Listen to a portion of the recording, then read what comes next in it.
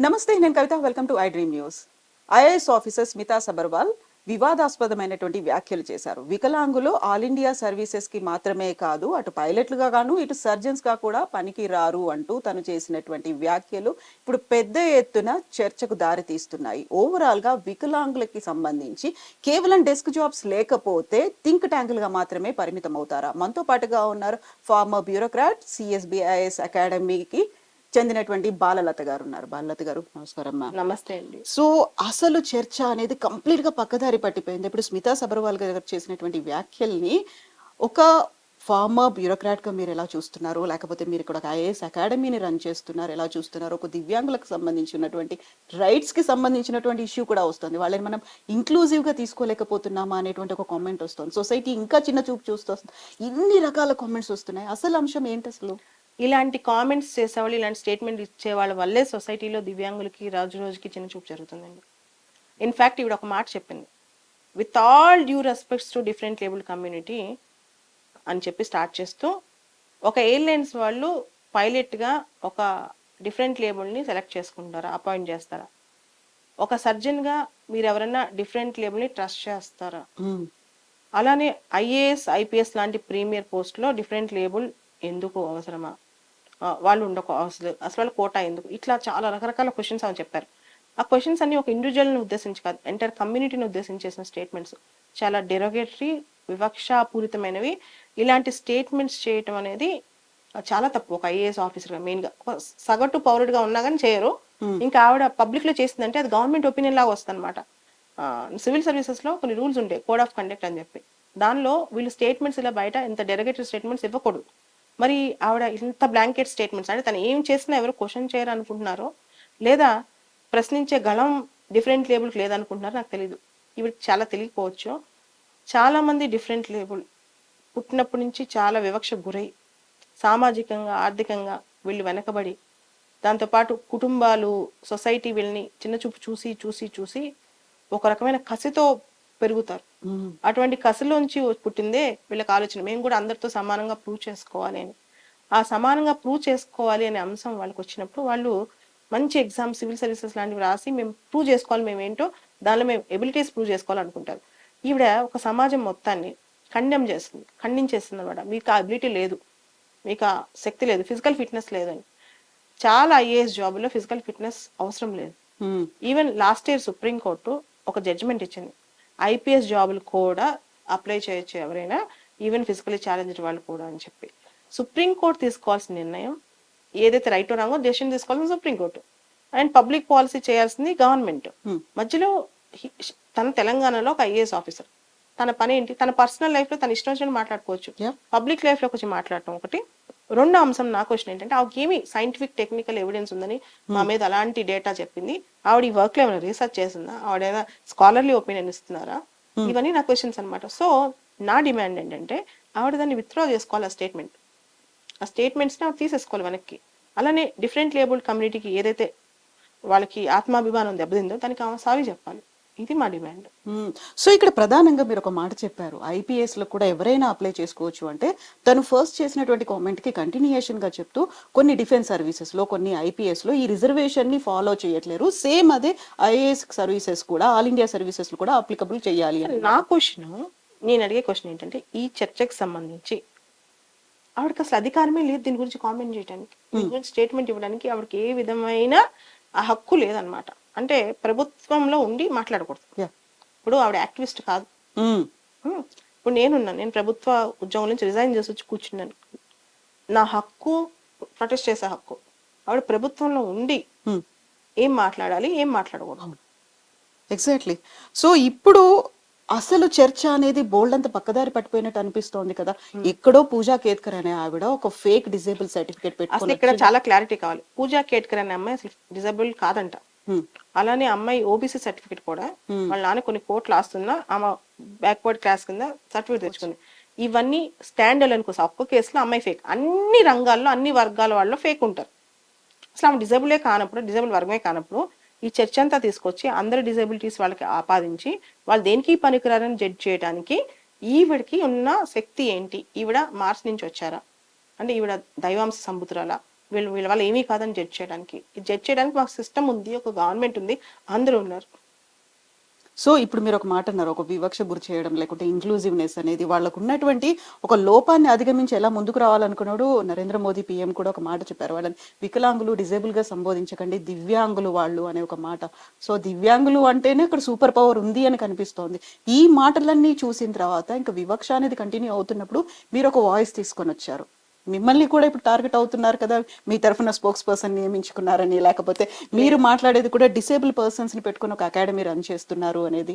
అవును, అది ఆవిడకున్న భావ దారిద్ర్యం అంటాను. ఎందుకంటే నేను ఒక ఇష్యూ గురించి మాట్లాడుతున్నాను, ఒక సమస్య గురించి మాట్లాడుతున్నాను. రెండోది, నేనేమి జాబ్ చేస్తూ అకాడమీ రన్ చేయట్లేదు. ఉద్యోగం 2019లో రిజైన్ చేసి అకాడమీ రన్ చేస్తున్నాను. రెండో విషయం, ఆవిడ ఒక బాధ్యతాయుతమైన అధికారి అయ్యండి ఆవిడ విచ్చలవిడిగా రాస్తున్నారు. మేం కాదు చేసేదలా. మేమేం చేస్తున్నా పద్ధతిగా లీగల్గా చేస్తాం. పద్ధతిగా లీగల్ గా అంటే అంటే ఆవిడని కామెంట్ చేసేటప్పుడు ఆవిడ పర్సనల్ విషయాలు ఎవరు మాట్లాడలేదు. ఎవరైనా మాట్లాడబడుతున్నా నేను ఆపాను. పర్సనల్ విషయాలతో మన సంబంధం లేదు, మనం ఇష్యూ కోసం వచ్చాం, మన ఇష్యూ మనం సాల్వ్ చేసుకుందాం. ఆవిడకి సంబంధించిన అనేక అంశాలు మాట్లాడాలని మామూలు రెడీ అయిపోయారు, వాళ్ళందరూ డేటా కలెక్ట్ చేసుకున్నారు. కానీ ఎవరిని మాట్లాడదని ఆపాను. కానీ ఇప్పుడు ఆపే శక్తి కూడా నా దగ్గర లేదు, ఎందుకంటే ఆవిడ మాటలు అందరినీ అంత హర్ట్ చేశారు. సో బియాండ్ కంట్రోల్ అయిపోయాయి. అసలు విషయం అంతా పక్కకు పోయింది. కేవలం ఇక్కడ సరిపోతారా లేదా అనే దాంతో పాటుగా, వికలాంగులు వీటికి అర్హులా లేదా అనే దాంతో పాటుగా స్మితా సబర్వాల్ వర్సెస్ బాలలత అన్నట్టుగా మారిపోతుంది. పర్సనల్ గా తీసుకుంటారు. నేను ఇంకా కూడా చెప్తున్నా, నేను మాట్లాడింది మొత్తం ఇష్యూయే మాట్లాడాను. అండ్ ఆవిడ కూడా ఇష్యూ గురించి మాట్లాడాలి. ఓకే, లేదా ఆవిడకున్న ట్విట్టర్ ఉంది, ఆవిడ ఇష్టం అండి, మాట్లాడుకుంటారు. కానీ ఆవిడ ఇష్టం వచ్చిన మాట్లాడటానికి ఆవిడేమి యాక్టివిస్ట్ కాదు. సో మీరు ఒక ఓపెన్ ఛాలెంజ్ అనేది వేశారు, అది ఎందుకు రిజైన్ చేసి రండి, మనం ఇద్దరం కలిసి మళ్ళీ రాద్దాము. ఫిజికలీ ఛాలెంజ్ పీపుల్ కి ఎబిలిటీస్ గురించి ఆవిడ క్వశ్చన్ చేశారు కాబట్టి నేను చెప్పాను, వీళ్ళు మీకంటే తక్కువ కాదు, మీ అంత తెలివితేటలు ఉన్న వాళ్ళే, సామర్థ్యం ఉన్న వాళ్ళే. సో కావాలంటే ఎగ్జామ్ రాసి చూడండి, వాళ్ళతో కూర్చొని ఎగ్జామ్ రాసి చూడండి, మీకు తెలుస్తుంది. అంతేగాని జడ్జిమెంట్ ఒకటేసారి పాస్ చేయటం ఈజీ కదండి, మాట్లాడటం ఈజీ కదా. భరిస్తే తెలుసు కదా బాధ, మనం భరిస్తే బాధ తెలుస్తుంది. But that's a odd challenge అంటున్నారు తను. ఇప్పుడు ఏజ్ సరిపోదు కాబట్టి ఎవరిని కుదరదు, యూపీఎస్సీ యాక్సెప్ట్ చేయదు కదా అంటున్నారు. బట్ ఎందుకని అసలు ఇష్యూ చర్చకు రావాలి? నిజంగా వాళ్ళు ఎలిజిబులా కాదా అనేది మీకు తెలుసు, తనకు తెలుసు. యాక్చువల్గా ఎవరు ఇంటర్వ్యూన్ అవ్వాలంటారు దీంట్లో? గవర్నమెంట్. మొత్తం ఈ డెసిషన్ తీసుకోవాల్సింది ప్రభుత్వం, నేను కాదు, ఆవిడ కాదు. నా క్వశ్చన్ ఏంటంటే, ఆవిడెవరు ఈ విషయంలో బ్లాంకెట్ స్టేట్మెంట్స్ ఇవ్వడానికి? ఇంత సున్నితమైన విషయంలో వాళ్ళ మనసులో హర్ట్ చేసేటట్టు ఒక సమాజం వాళ్ళని వివక్ష, ఆల్రెడీ వివక్ష ఉంది, ఇంకా వివక్షగా వాళ్ళని చూసేందుకు ఆవిడ ఇచ్చిన స్టేట్మెంట్స్ దోహదపడుతున్నాయి. ఆ స్టేట్మెంట్స్ వెనక్కి తీసుకోమని అడిగాను. మీరు చెప్పండి, మీరు ఒక హ్యూమన్ బీయింగ్, తెలంగాణలో ఉన్నారు, మీరు చెప్పండి మీ సమాజాన్ని, ఒక వల్నరబుల్ సెక్షన్ ఇలాంటి స్టేట్మెంట్స్ మీరు కూడా చదివారు, నేను కాదు చెప్పింది, అది మీరు చదివారు కళ్ళతో, మీరు యాక్సెప్ట్ చేస్తారు ఈ స్టేట్మెంట్స్? ఎగ్జాక్ట్లీ. క్వశ్చన్ చేయకపోతే నేరం అవుదా? నేను జనరల్ గా కాంట్రవర్సీస్ రాను, నేను బయటికి రాను. నేను ఓన్లీ నా చదువు, నా పిల్లలు, నా వీడియోస్, నా పనులు నేను చేసుకుంటాను. కానీ ఇంత కాంట్రవర్సీలోకి ఎంటర్ అవుతాను ఎప్పుడు ఊహించలే. రీజన్ చెప్తాను. ఈ రోజున నా దివ్యాంగ సమాజం కోసం, నా వల్నరబుల్ సెక్షన్స్ కోసం నేను ముందడిగేయకపోతే, వాయిస్లెస్ వాళ్ళ కోసం నేను వాయిస్ వినిపించకపోతే, నేను బ్రతికుండి అది వ్యర్థమని నేను ఫీల్ అయ్యాను, కాబట్టే బయటకు వచ్చాను. సో తను ఒక డిస్కషన్ స్టార్ట్ చేసిన తర్వాత, విత్ డ్యూ రెస్పెక్ట్ అనేది స్టార్ట్ చేసిన తర్వాత వచ్చినటువంటి డిస్కషన్ ఎలా ప్రొలాంగ్ అవుతుందంటే, ఎస్సీ ఎస్టీ రిజర్వేషన్ కేటగిరీతో వచ్చినటువంటి ఐఏఎస్ ఐపీఎస్ ఆఫీసర్లకు సంబంధించి వాళ్ళ పిల్లలు కూడా అదే రిజర్వేషన్ తీసుకొని మళ్ళీ సివిల్స్ లోకి వస్తున్నారు. రిజర్వేషన్ చర్చ అనేది అది పబ్లిక్ పాలసీ. అది పబ్లిక్ పాలసీ అంటే కేంద్ర ప్రభుత్వం, రాష్ట్ర ప్రభుత్వాలు వీళ్ళందరూ సమిష్టిగా తీసుకోవాల్సిన నిర్ణయాలు. దానిలో లోపాలుంటే జ్యుడిషియరీ చెప్తుంది. అసలు ఈవిడికి లోకల్ స్టాండ్ లేదు, అంటే ఆ విషయంలో చర్చించే అధికారం వీడికి లేదు. దట్టు గవర్నమెంట్ సర్వీస్ లో ఉండి గవర్నమెంట్ పాలసీస్ రివర్స్ గా స్టేట్మెంట్స్ ఇచ్చే శక్తి ఇవ్వక లేదు. అలా ఇస్తే అది చాలా పెద్ద నేరం, అది సిసిఎస్ రూల్స్ కు విరుద్ధం, డెరగేటెడ్ స్టేట్మెంట్ అది. సో ఇప్పుడు ప్రధానంగా తను లేవనెత్తుతున్నటువంటి క్వశ్చన్, ఇప్పుడు ఐఏఎస్ ఆఫీసర్లు లేకపోతే మన ఇండియన్ సర్వీసెస్ లో ఉన్న వాళ్ళు ఎక్కువ దూరం తిరగాల్సి వస్తుంటుంది, ఎక్కువ ఫీల్డ్ ట్రిప్స్ వేయాల్సి వస్తుంది. నేను అంత ఈ రోజు standard. ఐఏఎస్ ఆఫీసర్ అందరినీ ఒక క్వశ్చన్ అడుగుతాను, ఎంతమంది దూరం పరిగెడుతున్నారు, ఎంత దూరం నడుస్తున్నారు? మీరు చూస్తున్నారు కదా, కార్లు వాడతారు, హెలికాప్టర్స్ వాడతారు, అన్నీ వాడతారు. వీళ్ళ చెప్పేది మాకు వచ్చి మీరు ఫిజికల్గా ఫిట్ కాదని, ముందు వాళ్ళని ఫిట్ అని ప్రూవ్ చేసుకోమనండి. నేను చెప్తాను, నా ఫిజికలీ ఛాలెంజ్ పిల్లల్ని పంపిస్తాను, వాళ్ళని రమ్మనండి, ఒక ఐపీఎస్ ఆఫీసర్ని రమ్మనండి, ప్రూవ్ చేసుకోమనండి. సో మనకంటూ కొన్ని పెట్టుకున్నాము, మిగ్లు కావచ్చు, ఎయిర్ ఫోర్స్ దాంట్లో కొంచెం ఐ సైట్ కొద్దిగా తక్కువ ఉన్న వాళ్ళని మాత్రమే తీసుకోవద్దు, వాళ్ళ కళ్ళద్దాలు పెట్టుకున్నారు అంటే ఎలిజిబుల్ కాదు అనేది ఉంటుంది. మిగతా అన్ని చోట్ల ప్రతి ఫీల్డ్ లో ప్రతి డిపార్ట్మెంట్ లో వీళ్ళు బార్ అనేది ఉందా అక్కడ? ఏమండి, నా క్వశ్చన్ ఏంటంటే, అసలు ఈ మొత్తం సమస్య అనేది నీకు సంబంధించిన విషయం కాదు, నువ్వు కామెంట్ చేయాల్సిన అర్హత నీకు లేదు. ఇదంతా కేంద్ర ప్రభుత్వం, డిఓపిటి మినిస్ట్రీ, జ్యుడిషియరీ వీళ్ళు తీసుకోవాల్సిన నిర్ణయాలు. రిజర్వేషన్ అనేది ఈ రోజు కాదు, అంబేద్కర్ గారు చెప్పిన నుంచి ఈ రోజు వరకు నడుస్తుంది. అది ఆయన ఒక ఉద్దేశంతో స్టార్ట్ చేశారు. ఇంకా ఎవరికైతే నిజంగా ఫలాలు అందట్లేదు వాళ్ళకి ఇంకా అందట్లేదు. భారతదేశం చాలా డైవర్సిఫైడ్ సొసైటీ, దీనిలో అనేక వర్గాల వాళ్ళు ఉన్నారు, వల్నరబుల్ సెక్షన్స్ ఉన్నారు, దానిలో ఎస్సీలు ఉన్నారు, ఎస్టీలు ఉన్నారు, బీసీలు ఉన్నారు, దివ్యాంగులు ఉన్నారు, మహిళలు ఉన్నారు. వీళ్ళందరి గురించి మీ నాన్న పెద్ద ఆఫీసర్, మీ ఆయన పెద్ద ఆఫీసర్, నువ్వు వచ్చి వీళ్ళ గురించి మాట్లాడుతుంటే నాకు ఈ విషయం లేవనెత్తి నువ్వు ఫైట్ మొదలెడితే అసలు నీకు సంబంధమే లేని విషయం ఇది. ఇది వేరే వాళ్ళ సమస్య.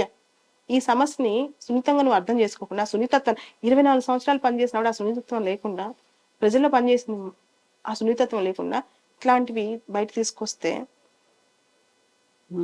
సో ఇప్పటికి 4 days అవుతోంది ఈ ఇష్యూ అనేది స్టార్ట్ అయ్యి. సండే తను ట్వీట్ చేసిన దగ్గర నుంచి అంతకు ముందు ఇష్యూస్ అనేవి అయ్యాయి. ఆ తర్వాత యూపీఎస్సీ చైర్మన్ మనోజ్ సోని ఆయన రిజైన్ చేసిన తర్వాత దానికి కూడా ఈ ఫేక్ సర్టిఫికేట్స్ లింక్ చేసి ఆయన మీదకి వస్తుంది, మెడకు చుట్టుకుంటుంది కాబట్టి ఆయన రిజైన్ చేశారు. ఇన్ని రకాలు వచ్చిన తర్వాత ఎందుకని ఇంకా గవర్నమెంట్ రెస్పాండ్ అవ్వలేదు అనుకుంటున్నారు? సీతక్క గారు రెస్పాండ్ అయ్యారండి. కేంద్ర ప్రభుత్వం టైం పడుతుంది, బడ్జెట్ సెషన్ జరుగుతుంది కదా, ఖచ్చితంగా రెస్పాండ్ అవుతుంది. కేంద్ర ప్రభుత్వం ఖచ్చితంగా రెస్పాండ్ అవుతుందని అనుకుంటున్నాను. సో ఇప్పుడు సీతక్క గారు తెలంగాణ గవర్నమెంట్ రెస్పాండ్ అయినప్పటికీ ఫలితం ఉంటుందంటారా మీరు? ఖచ్చితంగా అండి, గవర్నమెంట్ దృష్టికి వెళ్ళింది కాబట్టి నాకు తెలిసి గవర్నమెంట్ కి వల్నరబుల్ సెక్షన్స్ అంటే కాస్త గవర్నమెంట్ కి ఖచ్చితంగా కేర్ ఉంటుందని నేను నమ్ముతాను, కాబట్టి రెస్పాండ్ అవుతారు. సో ఇప్పుడు వికలాంగుల పోరాట సంఘాలు కావచ్చు, హక్కుల సంఘాలు, సంక్షేమ సంఘాలు వీళ్ళందరూ చెప్తోంది తను ఇమ్మీడియట్ గా క్షమాపణ చెప్పాలి, ట్వీట్ డిలీట్ చేయాలి, రాజీనామా చేయాలి. సార్ చేస్తే సరిపోతుందంటారా? నాకైతే ఆ పర్సనల్ ఇష్యూస్తో ఆ రాజీనామాతో సంబంధం లేదు. నాకు కావాల్సిందంతా నా సమాజాన్ని అవమానించిన ట్వీట్ తీసేయడం, వాళ్ళ సమరీ చెప్పడం, అంతే. సో బట్ ఈ రోజు కూడా తను ట్వీట్ కి రెస్పాండ్ అయ్యారు సుధాకర్ రెడ్డి. అది ఆవిడ అహంకార ధోరణి చూపిస్తుంది, కానీ ఆవిడ కాజ్ అనేది అంటే ఆవిడ ఒక లైటర్ వెయిన్ లో, అంటే ఆవిడ చాలా లైట్ గా తీసుకుని ఒక సమాజాన్ని నెగ్లిజెంట్ గా తీసుకుని ఓవర్లుక్ చేసి వీళ్ళు ఇంతే కదని చెప్పి ఒక స్టేట్మెంట్ ఇచ్చినప్పుడు దాన్ని వెనక్కి తీసుకోమని ఫస్ట్ 24 గంటల పాటు చాలా మంది ట్వీట్ పెట్టారు తప్పు అని. ఒక ఎంపీ పెట్టారు, ప్రియాంక చతుర్వేది అని. అవన్నీ ఆవిడ దాన్ని డిఫెండ్ చేసుకుంటూ సమర్థించుకుంటూ వచ్చినప్పుడు నేను బయటికి చెప్పాల్సి వచ్చింది. అప్పుడు దాకా 24 గంటలు నేను వెయిట్ చేశాను. చాలా మంది నాకు ఫోన్ చేసి మ్యామ్ మేము ట్వీట్ పెట్టాం, రెస్పాండ్ వేరేగా అవుతున్నారు అన్నప్పుడే పబ్లిక్ లో వాళ్ళు చాలా మంది మా హక్కులు భంగం అయ్యే మేము కేసు పెడతాం అన్నప్పుడు నేను ఆపి ఫస్ట్ 24 hours నేను పర్సనల్ గా ట్రై చేశాను, వినే పరిస్థితి లేదు. సో ఎలా అయితే ఒక అవుట్రేజ్ అనేది వస్తుందో, ఎలా అయితే తను చేసినటువంటి ట్వీటింగ్ కి అఫెండ్ అయిన వాళ్ళు రెస్పాండ్ అవుతున్నారో, అలాగే ఆ ట్వీట్ కి రెస్పాండ్ అయ్యి పాజిటివ్ గా కామెంట్స్ చేస్తున్న వాళ్ళు కూడా ట్విట్టర్ లో అలాగే కనిపిస్తూ ఉన్నారు. వాళ్ళకి మీరు ఏం చెప్తారు? వీళ్ళకి నిజంగా అవసరమా అనుకుంటే ఎందుకు అవసరం, మేము స్మితా మ్యామ్ చెప్పిందే కరెక్ట్, ఐ సెకండ్ దట్ అనే కామెంట్స్ కనిపిస్తున్నాయి ఇక్కడ. అది వాళ్ళ పర్స్పెక్టివ్, ఒపీనియన్. వాళ్ళు ఎవరు గవర్నమెంట్ ఆఫీసులు కాదు, వాళ్ళందరూ ఎవరి ఒపీనియన్ వాళ్ళకి ఇచ్చే హక్కు వాళ్ళకు ఉంది. ఇది డెమోక్రసీ. కాకపోతే ఆవిడ ఒక బాధ్యతాయుతమైన పోస్ట్ లో ఉండి ఆవిడ ఇలాంటి స్వీపింగ్ స్టేట్మెంట్స్ వీళ్ళ మీద చేయకూడదని నా అభిప్రాయం. Yes ma'am. సో ఈ ఫైట్ అనేది ఇలాగే కంటిన్యూ అవుతుంది. And who has to bell the cat అంటారు కదా, ఎవరు ఫుల్ స్టాప్ పెట్టాల్సిన అవసరం? గవర్నమెంట్, ప్రభుత్వం ఫుల్ స్టాప్ పెట్టాలి దీనికి. ఎవరు కరెక్ట్, ప్రభుత్వం యొక్క ఒపీనియన్ ఏంటి డిఫరెంట్ లెవెల్ వాళ్ళ మీద అనేది, అది ఆవిడ పర్సనల్ ఒపీనియనా, తెలంగాణ ప్రభుత్వం యొక్క ఒపీనియనా నాకు తెలియాలి, మా అందరికీ తెలియాలి. ఇక్కడ బాధ్యత ముఖ్యం కాదు, ఒక సమాజం, ఒక కమ్యూనిటీ దీని వెనకాల బాధపడుతుంది. మీరు దాన్ని అర్థం చేసుకుని ఆ సున్నితత్వాన్ని అర్థం చేసుకోవాలి, ఆవిడైనా సమాజమైనా. ఎస్. సో వికలాంగుల సమాజం నుంచి బోల్డ్ మంది రిప్రజెంటేటివ్ మాట్లాడిన తర్వాత, బాలలత గారు వచ్చి ఒక ప్రెస్ మీట్ పెట్టి మాట్లాడిన తర్వాత బోల్డ్ అంత రెస్పాన్స్ మీ దగ్గర నుంచి కూడా వస్తుంది. వాట్ యు ఆర్ గెటింగ్, మీ దగ్గరకు వచ్చి మాట్లాడుతున్న వాళ్ళ దగ్గర నుంచి రెస్పాన్సెస్ ఎలా ఉన్నాయి అసలు? అసలు చాలా మంది దీని గురించి చాలా బాధపడుతున్నారు. సభ్య సమాజం చాలా అవమానపడుతుంది.